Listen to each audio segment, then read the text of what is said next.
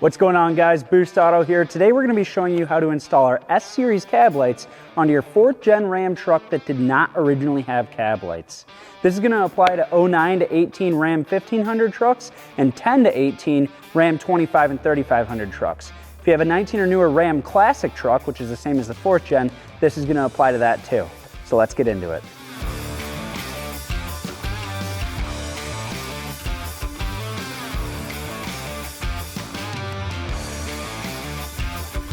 Introducing our S-Series cab lights by Boost Auto. Offered with a wide variety of customizable options, these cab lights are sure to set your build apart from the rest, enhance visibility, and add a premium touch to your vehicle's appearance with our exclusive features. Light up the night with Boost Auto's crisp white or sleek amber running lights that will leave your build looking sharp. You can also option for our jaw-dropping startup sequence, adding personality to your vehicle from the moment you turn the key. Plus, we've developed groundbreaking technology with our S-Series module that enables turn signal functionality without the need to run extra wires up to the cab lights. Get them in a standard flashing signal or option for the more premium sequential signal where the lights swipe instead of flash. The best part is, both styles are available in switchback, so they'll fit right in with the rest of the Boost Auto products on your truck. Our S-Series cab lights' innovative construction means you'll get a watertight seal without the need for adhesives or sealants. Plus, with our precision engineering, our cab lights will fit flush perfectly, matching the curvature of your vehicle's roof. A couple things to note before we get into the install. This video is for 4th generation Ram trucks that did not originally have cab lights. If you have a different generation truck, or you have a truck that originally had cab lights, head on over to boostauto.com to check the latest in fitment and availability. Let's get into it. All right, before we disconnect the battery, you want to make sure if you have a sunroof, it's rolled all the way back. And if you have electric seats, move the front row of electric seats all the way back. Then let's disconnect the battery. Before we disconnect the battery, some of the vehicles, including this one, have this intelligent battery sensor here on the negative terminal. Before you disconnect the battery, it's a good idea to unplug that. So there's just a little connector latch here. You press that and it'll come unplugged. Then we can use a 10mm socket to disconnect the negative battery terminal.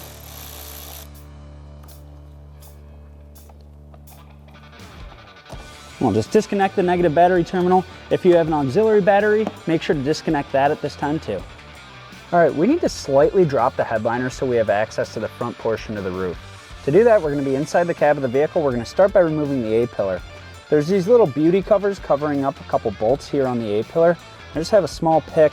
I'm going to pry the top one, kind of pries up like that, and the bottom one pries down. So we're just going to remove those beauty covers. There's a 10mm bolt under each of those, so we'll remove that now.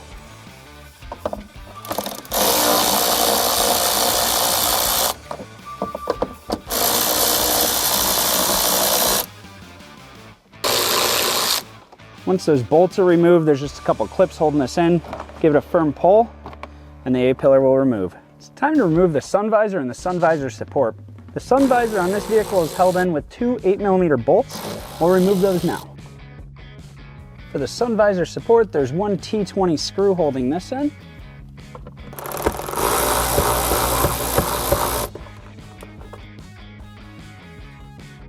Now in this vehicle, we don't have any lights or anything on the sun visor, so I'm going to remove it now, but if you do have lights, wait until the headliner drops. That way you can disconnect the connector on the other side of the headliner. Now we'll just repeat the exact same steps here on the passenger side.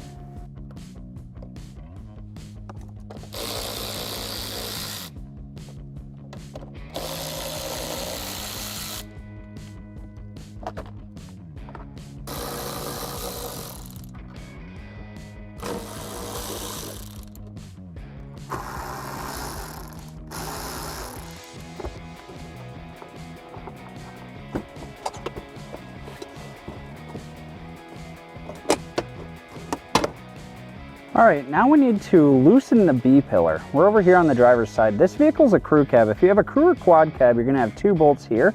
If you have a single cab, you're gonna have a little plastic cover kind of up in this area with a bolt under that. So we're showing the procedure here for crew and quad. It's very similar for single, but we're just gonna kind of use a pick or a trim tool and open up these beauty covers. Underneath the covers, there's a 10mm bolt hiding under each.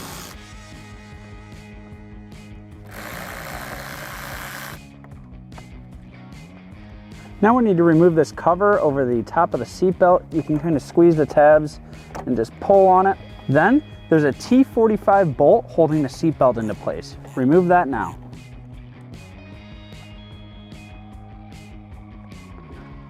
All right, now we need to kind of loosen up our B-pillar here. The bottom B-pillar is not going to get fully removed. We just need to pop it out a little bit. That way there's room for the upper part of the B-pillar to move. So with this, you can just kind of take your hands and just pull it away a little bit. That's going to give you enough movement to be able to remove this upper B-pillar. For the upper B-pillar, there's a bunch of trim clips on it. Here I have a trim tool. We offer these on our site. If you don't have them, I highly recommend it, so that way you don't mar up the plastics on your vehicle. We're going to take the grab handle here on one side, then we're going to get our trim tool behind the other. Now we don't need to fully remove the B-pillar. We just need to bring it down enough so that the headliner can drop. I'm going to repeat this on the passenger side now. Now the last step here, this weather trim here around the door is going to be kind of holding up the headliner. So you're just going to kind of pop it out, work your way around. That way the headliner drops enough for us to get access. We'll do that on the passenger side too.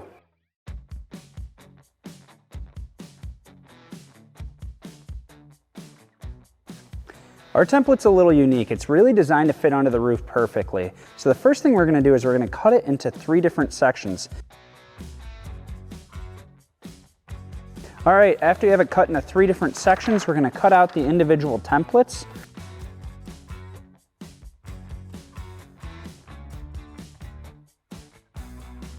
All right, now that we have our 3 templates cut out into their individual sections, we're going to hit the roof and tape these down. Let's get into it.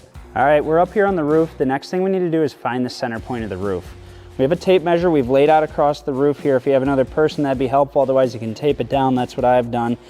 We want to measure the full distance of the roof, find that center point, and we want to mark it. So in this case, our center point is right here. Now, this vehicle actually is helping me. There's a little bit of a mark here in the center point of the windshield. But if you don't have that, just measure up. And then you want to take a piece of tape, lay it down at that center point, and just mark it. That's going to help us line up our template. Now we're going to start with the center portion of the template here. This arrow in the center is to line up the center point. So we're going to bring that up here to the front, and then this is designed to follow the curvature of the windshield. So I'm going to take some painter's tape so I can tape this down.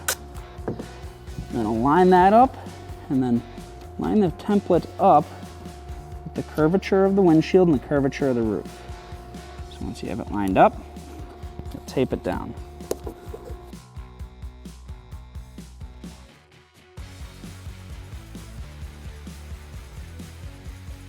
Now for the side template, this lines up with the side of the roof and the front of the roof with the arrow facing towards the front of the roof. So we'll line this up and we'll tape it down.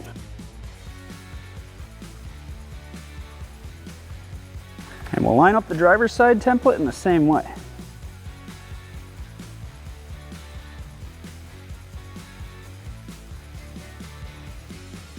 Now I'm using a spring-loaded center punch. This is just so that I land my holes exactly where I want. You don't necessarily have to do this, but I like to do it. It kind of guarantees success. So I'm just going to center punch the center of all these holes exactly where I want the drill to land.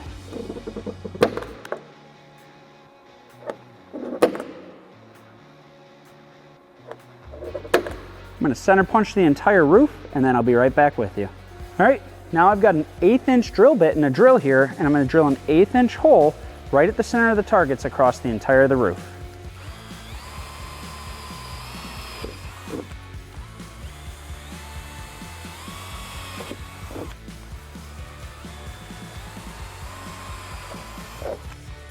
All right, now that we've got our 1/8 inch holes drilled all the way across the roof, we'll remove the templates, clean up any of the metal shards.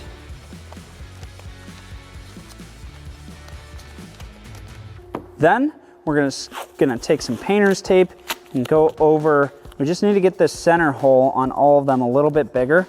So we're just gonna apply a little bit of painter's tape over the center area here, just to make sure that it does not get damaged. All right, once you have that covered up, take a pen or anything kind of with a sharp edge, and I just like to poke out the hole. That way we know exactly where our drill bit needs to land to bring that out to 1/2 inch. All right, the last thing we need to do is drill out the center hole for each cab light a little bit bigger. That way we can fit the connector straight through it. So we have 3 holes for each cab light. The center hole we're gonna take to 1/2 inch. I've got a step bit here. I'm gonna drill out the center hole across the entire roof to 1/2 inch. Just a quick reminder, only drill out the center of each cab light. The other holes will remain 1/8 inch. Now, go ahead and drill the remaining 1/2 inch holes. All right, last thing up here on the roof, we're gonna clean up all these metal shards, nice and good, and then we're gonna remove the tape that was covering up the hole, protecting the paint. We're left with a nice clean hole. I'm gonna clean all these metal shards off the remove all the tape, and we'll be right back with you. All right, I've got some cleaning solution on a microfiber here. I'm just gonna clean the roof, making sure the area we're gonna be mounting the cab lights is totally clear of any dirt or debris. All right, guys, it's time to mount our new Boost Auto S-Series cab lights onto your truck. I wanna open this up real quick and just show you something. The inside of the box here is numbered, so you can see 1, 2, 3, 4, 5. These cab lights have a very specific position on the roof. Cab light number 1 is going to be all the way on the passenger side, and cab light number 5 is going to be all the way on the driver's side. So we'll remove the cab light in slot 1, we'll flip it over and just validate that this is the correct cab light. These cab lights will be numbered, indicating their position on the roof, with 1 being on the far passenger side. Okay, we've got cab light number 1 here on the passenger side. We're gonna start by routing the connector into the cab of the vehicle, and then bringing the cab light straight down into position. You'll take the screws with the provided gasket and bring them in, line them right up with the holes in the roof. Just start them by hand. We'll tighten them down by hand with a Phillips head screwdriver. You do not want to over torque these. All right, and we will repeat that process across the entire roof. Again, make sure to not over torque these. They do not need to be super tight.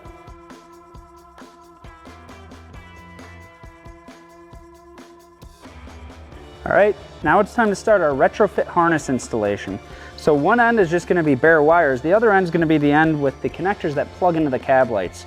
So the dead end of it, so you can see this is the end of it, is going to start on the passenger side. So I'm gonna come up under the headliner and I'm gonna plug these in one by one. Now these do have a proper polarity. It's really important you plug these in the correct way. The black wire from the retrofit harness is going to line up with the black wire on your cab lights. The blue wire from your retrofit harness is going to line up with the white wire.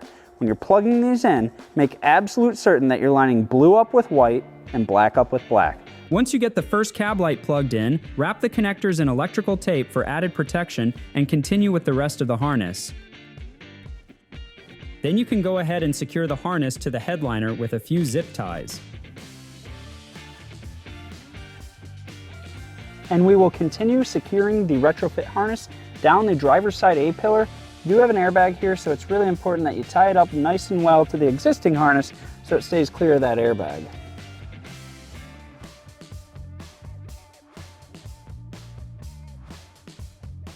Using our trim removal tool, remove the side panel here on the driver's side.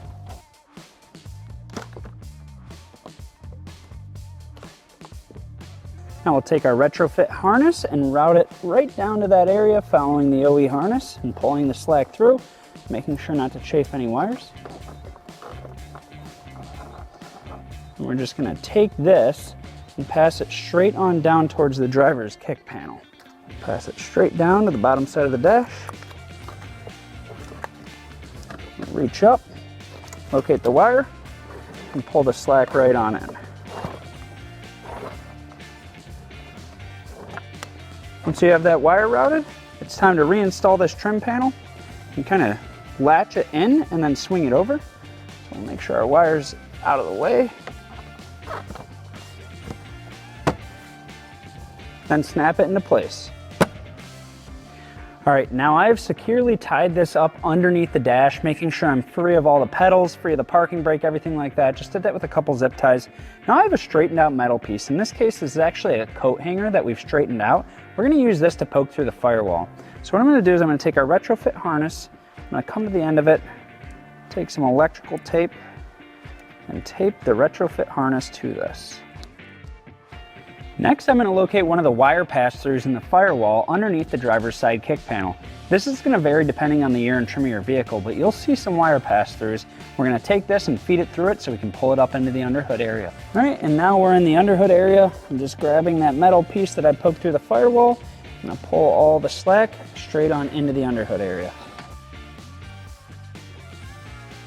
All right, next up, we need to remove the headlight. To remove the headlight, we actually need to remove the grille on these vehicles. We're going to start by removing this trim plate over the radiator. There's just some push tabs. I'll remove those now.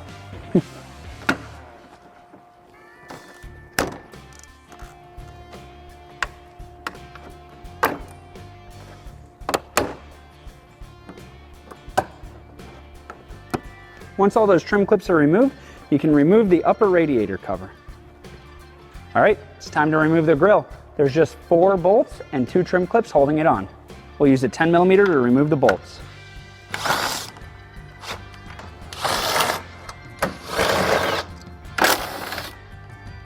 Once those 4 bolts are removed, you'll tilt the grille back towards you. There's 2 clips at the bottom holding it in.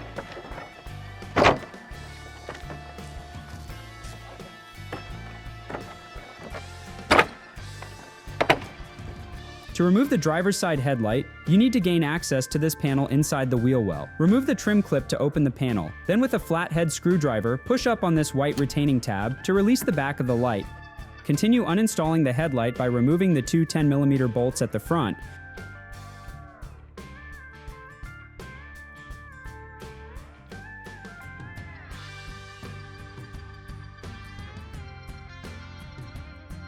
Then, unplug all the connectors going to the headlight assembly and set the headlight aside.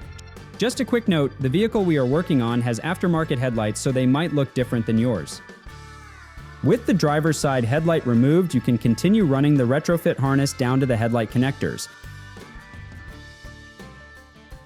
Then measure the harness to length, giving yourself enough slack to work with, cut the harness, and strip back the tape exposing the blue and black wires. Then go ahead and strip back the blue and black wires.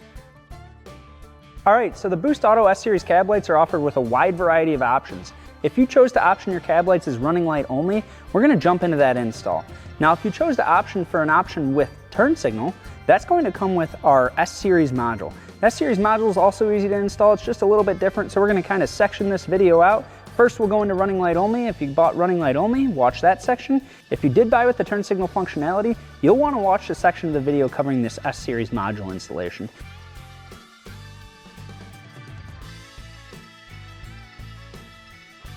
After stripping back the blue and black wires from the harness, install the fuse from your kit onto the blue wire via the attached butt connector. Then install a spade terminal onto the black wire.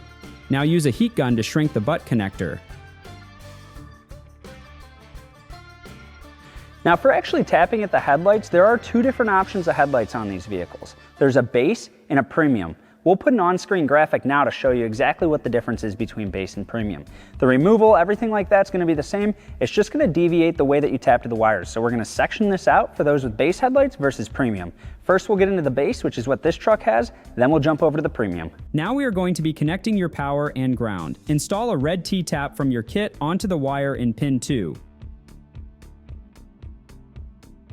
Then another T-tap onto pin 1. Install the spade terminal attached to the black wire from the harness onto the T-tap in pin 1. That's your ground. Then install the other spade terminal attached to the fuse and install it on the other T-tap in pin 2. That's your power.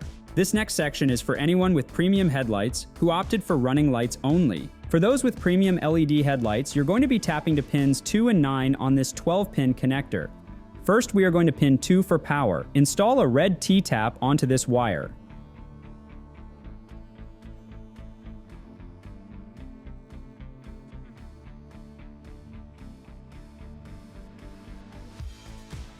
These connectors are a little different. As you can see, all the even pin locations are on one side and all the odd pin locations are on the other. So for ground, we are going to be flipping over the connector and installing a red T-tap onto pin 9.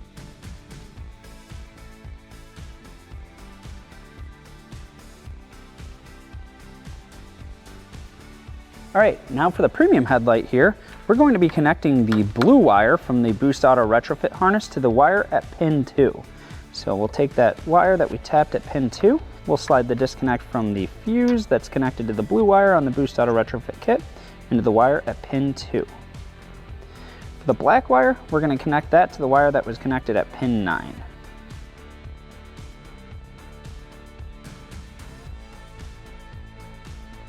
All right, for those of you gaining the turn signal functionality with our S-Series module, this section's for you. Let's get into that installation now. We're now going to attach the harness to the S-Series module by crimping the blue to blue and the black to black. All right, in your S-Series wiring kit, you're gonna have this 2-pin connector with the red and black wire. That's gonna plug into the 2-pin connector on your S-Series module, and then these red and black wires are gonna run right up towards your battery. So we'll kind of stretch that out a little bit, pass the wires up towards the battery, keeping them free of any heat or moving components.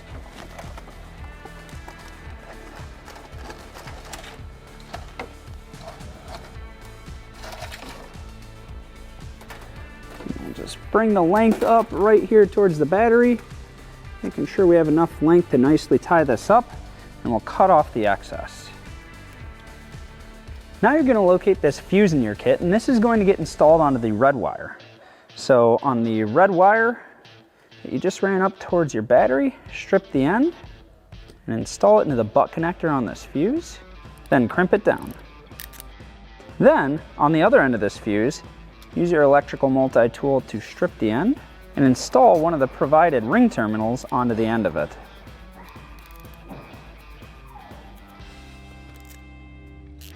For the black wire, we're going to install a ring terminal as well, so we'll strip it and crimp it to here. Now we'll connect the red wire to the positive terminal and the black wire to the negative.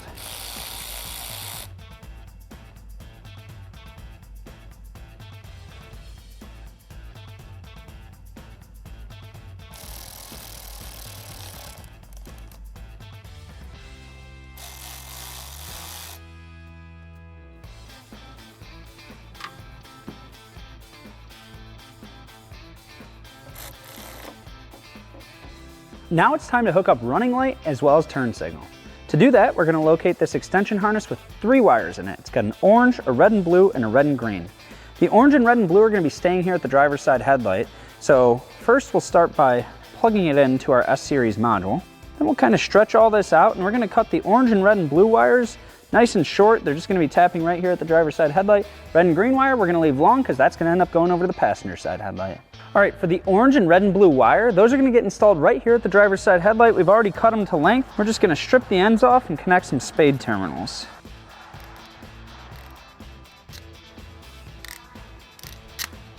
Now for actually tapping at the headlights, there are 2 different options of headlights on these vehicles. There's a base and a premium. We'll put an on-screen graphic now to show you exactly what the difference is between base and premium.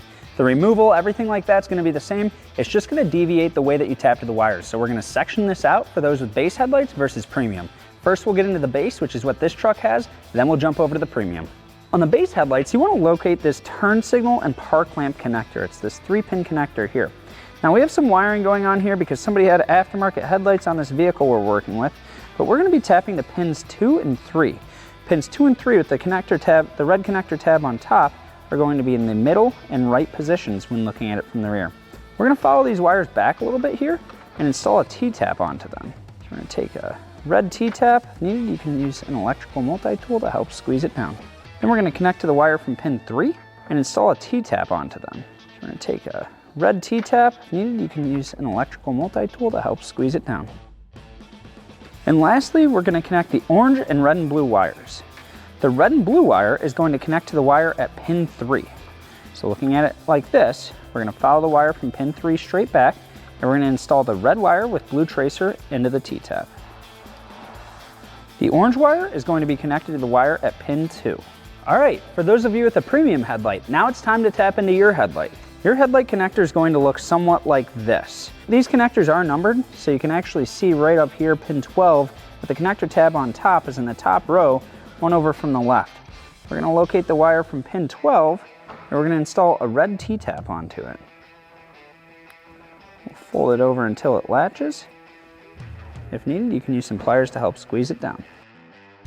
All right, now that we've tapped the wire at pin 12, we're going to be tapping to the running light wire, which is located at pin 2. So if we look at this, pin 2 is going to be the connector tab on top, all the way in the top right corner. So again, these are numbered, so we'll locate the wire in pin 2, kind of pull it back a little bit, and we'll install a red T-tap on it.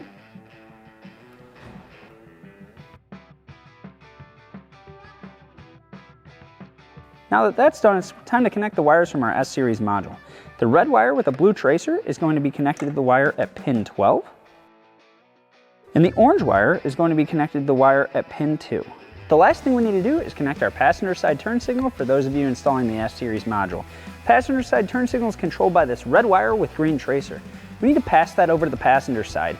It's going to tap the headlight the exact same way as the driver's side. Pin locations are the same and everything. So for those of you with base trucks, the red wire with green tracer is going to tap to pin 3 of your base model connector headlight. And for those with premium, it's going to tap to pin 12. You can reference the section on the driver's side for the red and blue wire, and you're simply going to connect the red and green wire in the same way on the passenger side. When you're routing this over, make sure you keep it free of any heat or moving components. Before reinstalling the driver's side headlight, go ahead and heat shrink the butt connectors.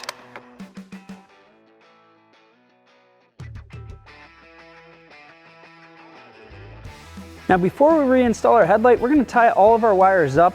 We've got some zip ties here. I use some electrical tape just to kind of clean everything up, but you just want to keep all this kind of nice and clean and tidy back here, making sure obviously everything's free of any heat or moving components. There's some existing harnesses back here you can use to tie to. It's time to reinstall the headlight. Bring our headlight into position and plug everything back in.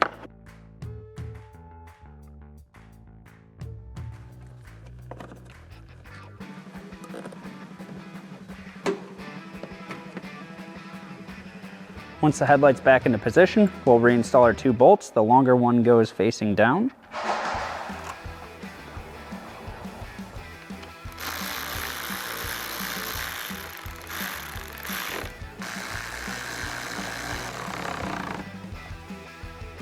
Now pull down on the white tab to lock the headlight in place. Then close the access panel in the fender well and secure it with a trim clip. All right, time to reinstall the grille. We'll bring the grille into place. Don't forget to line up the 2 trim clips at the bottom before swinging it back up.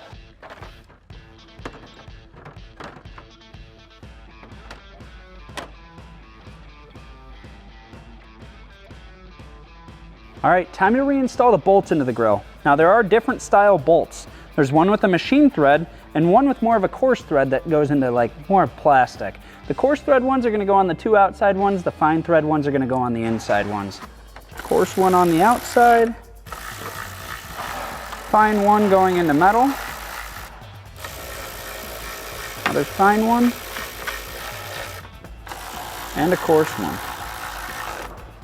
All right, now that we've got our headlights reinstalled, we just need to reinstall this upper valence. We'll bring this right into position. Then we'll just reinstall the trim clips throughout.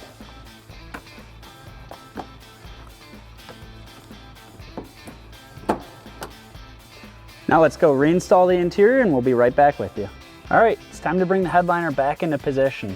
The sun visors are mainly what holds this up into position, so we're actually going to start by installing the sun visors. So again, this vehicle, it does not have any LEDs or anything in the sun visor, but if you had any illumination in the sun visor, make sure you plug that in first. Then we're going to bring the sun visor up into position and we're going to replace the 2 8mm bolts holding it into position.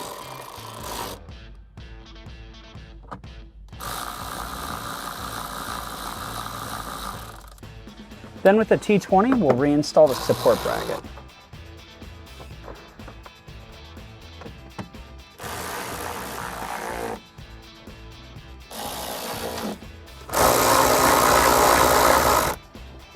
Before we install the A and B pillars, we want to make sure that headliner is tucked up under the weather seal. So we're just going to kind of work the weather seal here, tucking the headliner underneath it. I'm going to go repeat that on the driver's side and I'll be right back with you. Time to reinstall the A pillar. We're over here on the driver's side. You can see there's some tabs down here. Those kind of slide down and then the A pillar snaps into place. Then we'll reinstall the 2 10mm bolts.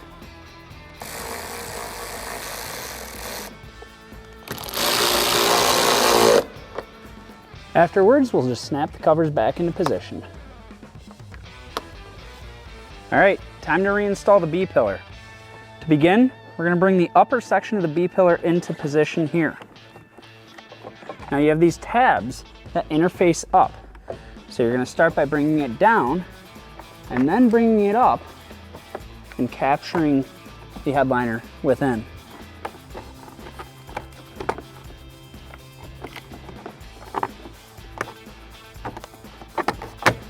Then just snap it into place.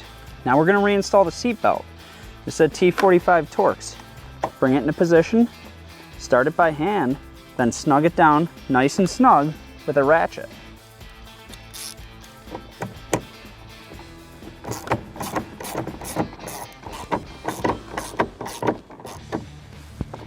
Afterwards, we have two 10 millimeters here behind the grab handle. We'll reinstall those now. We'll reinstall the covers.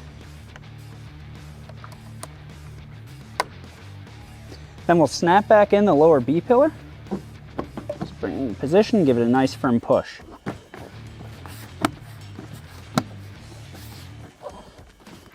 Last, we'll reinstall the cover over the seat belt.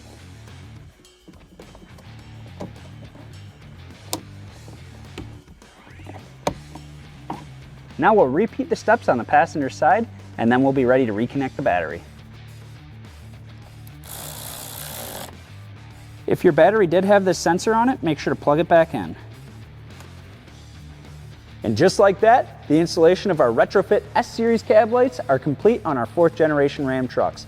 If you'd like to pick up a set of these S-Series cab lights or any of the other products we offer, like these switchback mirrors or these illuminated side steps, check out our website at boostauto.com. That's all for now. We'll catch you in the next one. The products shown in this video and so much more can be purchased on our website at boostauto.com. We're proud to offer a wide selection of products, parts, and accessories for your truck or SUV to take your build to the next level. To watch more videos like this one and to find out about our newest innovative products for your vehicle, be sure to subscribe to our YouTube channel. That's all for now. We'll catch you in the next one.